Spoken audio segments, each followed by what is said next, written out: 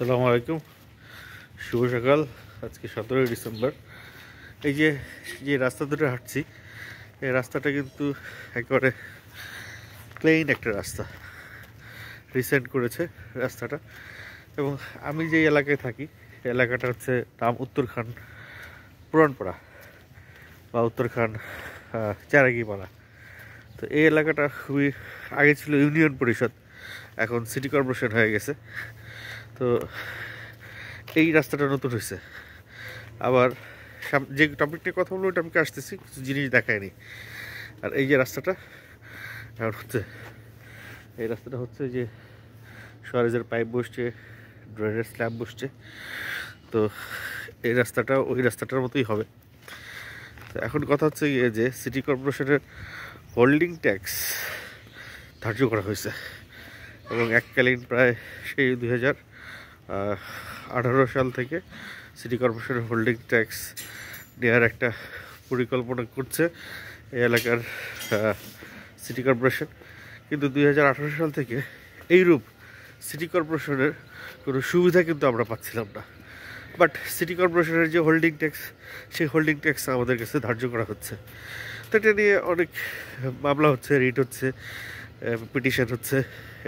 চাই না ফলাফল কার পক্ষে আসে, কিন্তু যেই সুযোগ সুবিধা আমরা ভোগই করি নাই সিটি কর্পোরেশনের, সেই সুযোগ সুবিধা সিটি কর্পোরেশনের নাম দিয়ে কেন আমরা সেই সুযোগ সুবিধার জন্য ফিস দিব, এটা হচ্ছে আমার প্রশ্ন। তো এই প্রশ্নে মোটামুটি আমাদের এলাকার মানুষ সচেতন এবং সোচ্চার। তারা সবাই চাইছে যে যখন থেকে সিটি কর্পোরেশনের পূর্ণাঙ্গ ফ্যাসিলিটিস এলাকার মানুষ পাবে, তখন থেকে সিটি কর্পোরেশনের যে হোল্ডিং ট্যাক্স পূর্ণাঙ্গ রূপে দেওয়া শুরু করবে। তো এর আগে কিছু কিছু সুযোগ সুবিধা দেওয়া শুরু করেছিল সিটি কর্পোরেশনে, যেমন সিটি উত্তরার সাইডে বা মূল সিটি কর্পোরেশনে যেই বিষয়গুলো থাকে, যে পানির service, water service, gas service, তারপরে ইলেকট্রিক সার্ভিস, বিদ্যুৎ, ল্যাম্প পোস্ট। কিছুদিন আগেও কিন্তু আমাদের এখানে ল্যাম্প পোস্ট ছিল না, এখন ওই যে ল্যাম্প পোস্ট বসানো হয়েছে, ওই যে ল্যাম্প পোস্ট বসানো হয়েছে। এই ল্যাম্প পোস্ট না থাকার কারণে এই রাস্তাগুলো ছিল অন্ধকার। আপনারা দেখতে পাচ্ছেন রাস্তার কী অবস্থা। তো এত করুণ অবস্থা হয়েছে বেসিক্যালি রাস্তা খোঁড়ার কারণে, এই করুণ অবস্থাটা। তো রাস্তা এই যে প্রথম যে রাস্তাটা দেখেছি ওই রাস্তার মধ্যে হয়ে যাবে এই রাস্তাটা, এবং এইটা অলমোস্ট 22 ফিট, 20 ফিট, 22 ফিট এরকম প্রশস্ত রাস্তা। তো এই সুযোগ সুবিধা তো আগে ছিল না, রিসেন্ট দেওয়া শুরু করেছে। এবং পূর্ণাঙ্গ রূপে যখন সিটি কর্পোরেশনের সকল সুযোগ সুবিধা দিবে, তখন সিটি কর্পোরেশনের পূর্ণাঙ্গ হোল্ডিং ট্যাক্সটা বা পুরো ট্যাক্সটা আমরা দিব, এরকম একটা ইচ্ছে প্রকাশ করেছে এলাকাবাসী।